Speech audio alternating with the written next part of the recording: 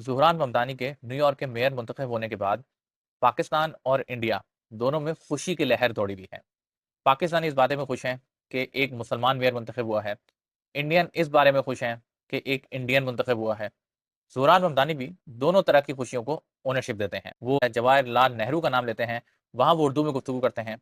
तो लिहाज़ा दोनों कौमों को मुश्तरका एक कैंडिडेट मिल गया है, जिसकी खुशी में वो बराबर के शरीक हैं। लेकिन ज़रा इंसाफ से बताएँ, क्या वाक़ई ज़ुहरान ममदानी की जीत इन दोनों ममालिक के इलेक्टोरल या डेमोक्रेटिक सिस्टम को चैलेंज नहीं करती?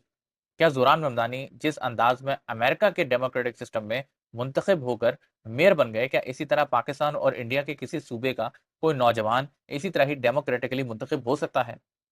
मेरा ज़ाती तौर पे ये मानना है कि ज़ुहरान ममदानी से ज़्यादा अमेरिका के डेमोक्रेटिक सिस्टम की तारीफ़ करनी चाहिए। ये सिस्टम ऐसा है कि जहाँ जब तक आपके पास फंडिंग मौजूद ना हो, जब तक आपके पास बड़े वसाइल मौजूद ना हो, यहाँ आप कोई भी पोस्ट नहीं ले सकते। आप प्रेसिडेंशियल जितनी रेसेस होती हैं, आप उनको जाके देख लीजिए, अरबों रुपए एक प्रेसिडेंट के ऊपर लगाए जाते हैं, फिर वही बिलियनियर्स बाद में उसी प्रेसिडेंट से तरह-तरह की सीट्स या पोज़ीशंस का तकाज़ा करते हैं। लेकिन ज़ुहरान ममदानी ने किसी भी तरह की कोई बिलियनियर्स की बैकिंग नहीं ली, किसी वेल्दी फैमिली की बैकिंग नहीं ली और सिर्फ़ अवाम के बलबूते पर ये पूरा इलेक्शन जीता है। लेकिन डेमोक्रेटिक सिस्टम वहाँ का इतना ज़बरदस्त है कि अगर आपके पास बैकिंग नहीं है, तब भी वो आपको प्रॉपर सपोर्ट करता है। अगर वहाँ की आवाम समझती है कि वो ज़ुहरान ममदानी को अपना मेयर बनाना चाहती है और उसके लिए वो चैरिटी करती है, उसके लिए वो प्रॉपर कैंपेन करती है, तो वो उसे मुंतखब भी करवा सकती है।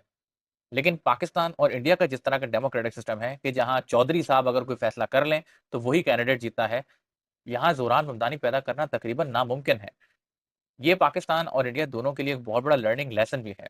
आप न्यूयॉर्क के इलेक्शन में जहाँ ज़ुहरान ममदानी की तारीफ़ करें, वहाँ अमेरिका के डेमोक्रेटिक सिस्टम की भी तारीफ़ करें, कि वो ज़ुहरान ममदानी जैसे नौजवान कैंडिडेट्स को बराबर का मौका देता है। और फिर अपने इलेक्टोरल सिस्टम को भी जाके ज़रा गौर से देखिए कि क्या वो अगर ज़ुहरान ममदानी आपके मुल्क के अंदर ये इलेक्शन लड़ता, तो क्या वो जीत सकता था?